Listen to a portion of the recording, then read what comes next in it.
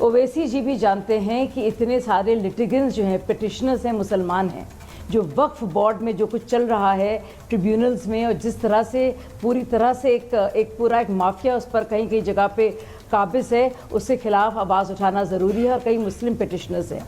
दूसरी ज़रूरी बात, इसको हिंदू मुस्लिम मामला बनाया जा रहा है। क्या टर्की के बारे में बताइए सुचरिता जी, क्या टर्की मुस्लिम देश है? क्या इजिप्ट मुस्लिम देश है?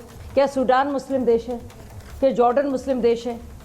क्या आप, और इन सारे देशों में वक्फ का कोई कॉन्सेप्ट नहीं है। तो ये कह देना कि वक्फ का मतलब कि में संशोधन की बात भी करना, जो ज्यादतियां भी हैं उसकी बात भी करना, वो भी अपने आप में गलत है।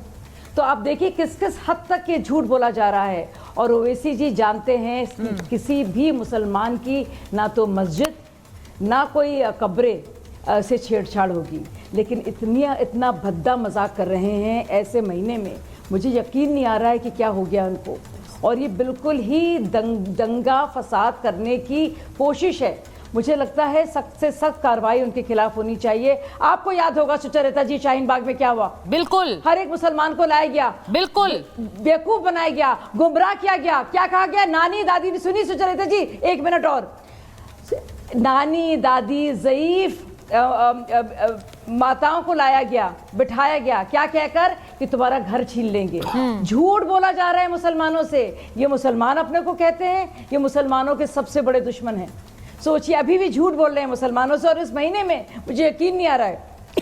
और जो लोग इस वक्त मौजूद हैं, मुझे लगता है कि साजिद भाई भी हमारे रोजेदार होंगे, और कहीं उनसे पूछिए आप कि क्या इस महीने में जब आप रोज़ा रखते हैं, जब कितने आपके फ़राइज़ होते हैं, आपके लिए ज़रूरी है, इसमें भी आप झूठ बोलेंगे, इसमें भी इतनी ख़राब बात बोलेंगे और मुसलमानों के खिलाफ जाएंगे। आप क्या चाहते हैं? दंगे फसाद हो, बुरे हाल हो? तो ये मुझे लगता है पूरी तरह से ओवैसी जी के खिलाफ कार्रवाई होनी। अगर मुमताज जी जुड़ गए तो उन्हें लाइए। झूठ और भ्रम फैलाया जा रहा है। नहीं, मैं तो आज सीधे देश के मुसलमानों से पूछ रही हूँ, मौलाना से पूछ रही हूँ, इसीलिए मैं इसीलिए रशीदी साहब से पूछ रही हूँ, हाजी साहब से पूछ रही हूँ, मुमताज जी से पूछ रही हूँ, क्योंकि ये बार बार कहा जा रहा है कि देश के मुसलमानों के खिलाफ है। एक देश में एक बड़ा संकट, देखिए कल होली के दिन मैं उम्मीद कर रही थी होली के दिन जो भी बयान आएंगे वो बयान ऐसे होंगे जो बांटने वाले नहीं होंगे। बहुत दोनों तरफ से आ रहे थे शाजिया जी, लेकिन होली के दिन जो बयान आए उसमें भी ओवैसी साहब बोल रहे हैं कि देखिए हमारे मस्जिद, हमारे जो मजार हैं, हमारी जमीनें हैं, वो छीन ली जाएंगी। हमारी पहचान जो है उसको खत्म करने की ये तैयारी है, होने मत देना। अब मैं ये पूछ रही हूँ कि कैसे खत्म पहचान हो रही है? खतरनाक बयान है, बेहद खतरनाक, बेहद खतरनाक बयान है ये आग लगाने वाले बयान है। ये मुसलमानों के साथ ये जो खेल कर रहे हैं, दंगे फसाद बनाने वाले बयान है। ये क्या करेंगे? पूरी तरह मैं यही से पूछना चाहती हूं। चाहिए मुसलमानों को निकलना चाहिए सड़कों पर, और मुसलमानों को वैसी जैसे लोगों को आड़े हाथ लेना चाहिए और कहना चाहिए क्यों कर रहे हो हमारे साथ ऐसा? कितना बेवकूफ बनाओगे हमको? बताइए भाई, हाजी साहब हमें बनाओगे। हाजी साहब जरा बताइए। ये मुसलमानों को बेवकूफ बनाने का काम कर रहे हैं आप लोग। पकड़ कर कहना चाहिए ये जो all India Muslim personal law board वालों को, all India Muslim personal law board के ठेकेदार है भाई। मैं हाजी साहब से भी पूछ रही हूँ, रशीदी साहब से भी पूछ रही हूँ, वो कह रहे हैं हम सड़क पर उतर आएंगे, हम शाहीन बाग बना देंगे। ओवैसी साहब भी उसका हिस्सा है, वो कह रहे हैं कि जगह जगह अपनी शख्सियत, अपनी पहचान के लिए लड़ाई लड़ो। वो किसको उकसा रहे हैं? सवाल ये है, किसको उकसा रहे हैं रशीदी साहब? नहीं, ये सुनिए, देखिए मैं ओवैसी के बयान पर नहीं जाता। मैंने पहले भी कहा कि धरना प्रदर्शन करना हमारी संवैधानिक हमारा अधिकार है, लेकिन इस तरह की धमकी भरी बातें करना मैं उसके खिलाफ हूँ। और पीसफुली अगर कोई मामला होता है, हम जंतर मंतर पर बैठें, हम पार्लियामेंट में जाएं, पार्लियामेंट का घेराव करें, जो भी करें, लेकिन पीसफुली करें, किसी को हानि ना हो, किसी को नुकसान ना हो, देश की संपत्ति को नुकसान ना हो, ये सब कुछ हमें रखना चाहिए। दूसरी बात ये है कि असदुद्दीन ओवैसी साहब, सरकार इनके खिलाफ कार्रवाई क्यों नहीं करती? शाजिया जी बैठी हैं, बड़ा बुरा भला कह रही थी उनसे। मैं तो ये कहता हूँ इनके खिलाफ कार्रवाई करवाइए ना शाजिया जी। सिर्फ कहने से थोड़े हो जाएगा कि साहब आपने कह दिया कि अवैसी भड़का रहे हैं, अवैसी आग लगा रहे हैं, अवैसी मुसलमानों को जला देंगे, देश को जला देंगे। मुझे लगता है सरकार कार्रवाई करे। मुझे लगता है आम मुसलमानों को निकलना चाहिए, इनके आड़े हाथ लेना चाहिए और कहना चाहिए क्यों बहका रहे हो। नहीं, देखिए उन्होंने कल बहुत सी बातें कही है शाजिया जी।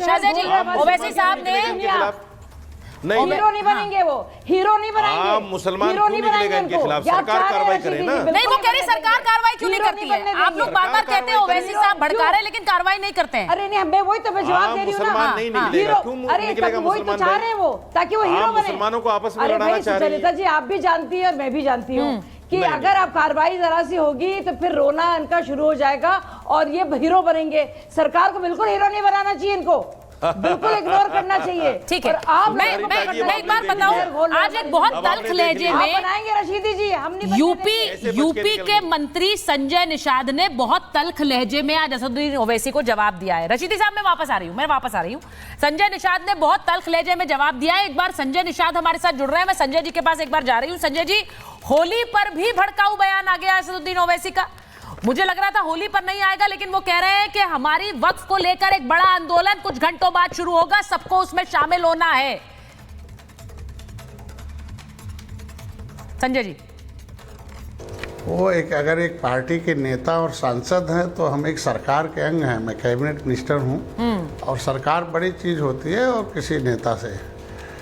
और दो धमकी, देश संविधान से चलता है और संविधान से समस्याओं का समाधान होता है। अब शरीयत से देश नहीं चलेगा और ये लोग शरीयत से देश चलाने वालों को पाकिस्तान, जिनको शरीयत पसंद थी वो पाकिस्तान चले गए और जिनको संविधान पसंद था वो भारत रह गए। तो अगर आपको लगता है कि संविधान में उन्हें दर्द है तो ये भी पाकिस्तान चले जाएं जहाँ शरीयत वाले गए हैं। हम कह रहे वक्फ बोर्ड कैसा कानून चाहिए जनता के हित में, गरीब का। इस वक्फ बोर्ड से, वक्फ बोर्ड की इन लोगों के जो पुराने कानून थे, किस गरीब मुसलमान का भला हुआ? अल्लाह के नाम का खाता वक्फ बोर्ड, अगर अल्लाह के नाम के खाते का वक्फ बोर्ड का क्या इस्तेमाल हुआ, कैसे कैसे उस पर अवैध कारोबार किए गए, क्या क्या। तो देश के विकास के देखिए, एक राजनीति, एक सरकार एक अभिभावक होती है जनता के पैसे के लिए, जनता के भविष्य के लिए, देश के विकास के लिए, देश के सुरक्षा के लिए, देश को एक विकसित बनाने के लिए सारा कुछ है। तो उसमें ये लोग बीच में अड़ंगा, इन्हीं के लोग भी अब साथ में रहेंगे जब सही बात जानेंगे। ये गलत है और जो जैसा कानून होगा हाँ। देखिए, क्या दूसरे दर्जे के नागरिक वो हैं? क्योंकि वो कह रहे हैं हमें तो दूसरे दर्जे का नागरिक बना दिया, हमें बोलते हैं पाकिस्तान चले जाओ, इस तरह के बयान देते रहते हैं। वो कह रहे हैं हमारे लोगों को इसी तरह का बना दिया है, जिनको बार-बार इसी नागरिक को सम्मान, सुरक्षा और समृद्धि ये संविधान का है और इसी के लिए लोकतंत्र बना था। इसीलिए देश में सामंतवादियों को और इन जालीदार वालों को हटाया गया था कि अब न तो मुगलों का राज रहेगा ना अंग्रेजों का राज रहेगा। ये जालीदार टोपी वाले वोट से राजनीति करके उनको गरीब बना रहे हैं और लोग भी ऐसे ही हैं। मैं कह रहा हूँ कि सच्चर कमेटी का रिपोर्ट कहते हैं मुसलमानों की दशा SC/ST से खराब है। अरे वोट तो यही ठेकेदार ले रहे थे ना, अब मुसलमान थोड़ा सा NDA कोड देने लगा, लेकिन ठेकेदार तो यही हैं। क्या गरीबी बढ़ाने का ठेका लिया था, बेरोजगारी बढ़ाने का ठेका लिया, उनको बर्बाद करने का ठेका लिया। मुसलमान भी अब जाग गया है। यही जालीदार टोपी वाले इन्हीं लोगों ने आज मुसलमानों की दशा खराब, वो भी इसी देश के नागरिक हैं, हमारे ही देश के नागरिक हैं।